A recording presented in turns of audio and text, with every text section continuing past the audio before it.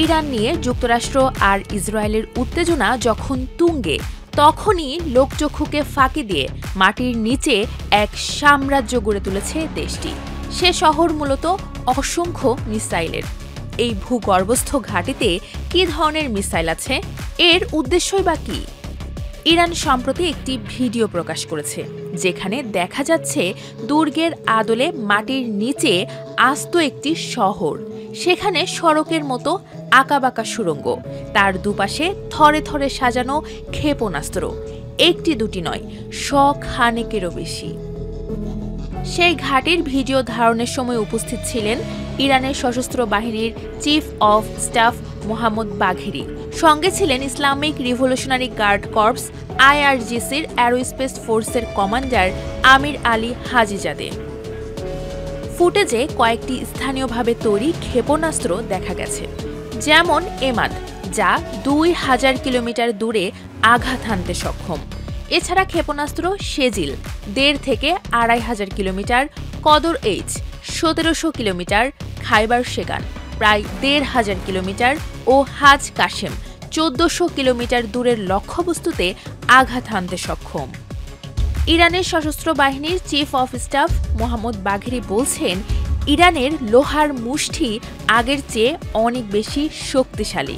আর ইসরায়েলে 2024 সালের অক্টোবরে ইরান যে ক্ষমতাসম্পন্ন ক্ষেপণাস্ত্র হামলা চালিয়েছিল, সে তুলনায় এবারের ক্ষেপণাস্ত্রগুলো 10 গুণ বেশি ক্ষমতাসম্পন্ন। ক্ষমতার ভারসাম্যে শত্রুরা নিঃসন্দেহে পিছিয়ে পড়বে বলে দাবি মোহাম্মদ বাঘেরির। গত বছরের এপ্রিলে প্রথমবারের মতো ইসরায়েলে হামলা চালিয়েছিল ইরান। প্রায় 300 ড্রোন ও ক্ষেপণাস্ত্র ছুড়েছিল। এরপর অক্টোবরে ছুড়েছিল প্রায় 200 ব্যালিস্টিক মিসাইল। যদিও নিজেদের শক্ত আকাশ প্রতিরক্ষা ব্যবস্থার কারণে সেসব হামলার অধিকাংশ প্রতিহত করেছিল ইসরায়েল। চলতি বছর ইরানের উন্মোচন করা চতুর্থ ভূগর্ভস্থ ক্ষেপণাস্ত্র ঘাঁটি এটা। দেশটির দাবি, তাদের এমন শত শত ঘাঁটি আছে। এর আগে 10 জানুয়ারি আরেকটি ভূগর্ভস্থ ক্ষেপণাস্ত্র শহর উন্মোচন করেছিল IRGCর অ্যারোস্পেস ফোর্স। মাটির নিচের এই ঘাঁটিতে স্বল্প, মাঝারি ও মধ্যম পাল্লার ব্যালিস্টিক মিসাইল সংরক্ষণ, রক্ষণাবেক্ষণ ও উৎক্ষেপণের সুযোগ রাখা হয়েছে। তবে ঘাঁটিগুলো কোথায়, এগুলোর সংখ্যা কত, তা সম্পূর্ণ গোপন রাখা হয়েছে।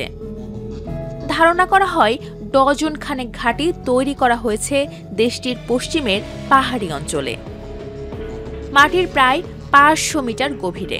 উদ্দেশ্য স্যাটেলাইটকে ফাঁকি দেওয়া ও শত্রুর হামলা থেকে সুরক্ষা দেওয়া। ধারণা করা হচ্ছে ঘাঁটিগুলোতে অসংখ্য প্রবেশপথ রয়েছে, যাতে একটা ধ্বংস হলেও বাকিগুলো কার্যকর থাকে। আর এসব মিসাইল ঘাঁটি শুধু নয়, ইরান নির্মাণ করেছে বিমান, নৌ ও ড্রোন ঘাঁটি।